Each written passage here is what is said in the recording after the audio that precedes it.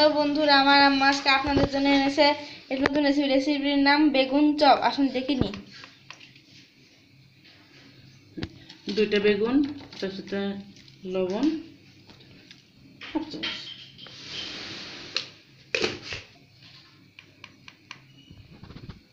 Half teaspoon হলুদ,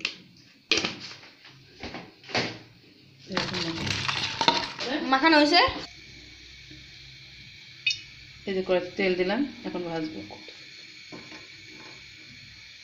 তেল দিয়ে দিচ্ছি 5 চামচ তেল।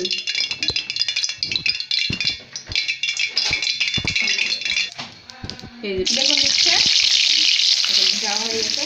মাঝারি আছে বেগুন ভাজবো।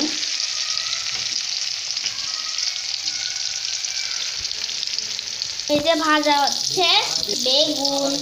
এই যে বেগুন ভাজা হয়ে গেছে, তুলবো। এরপর মরিচ ভাজবো। এই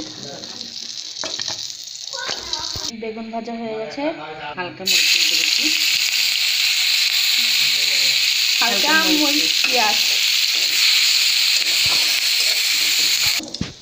মরিচ ভাজা হয়ে গেছে।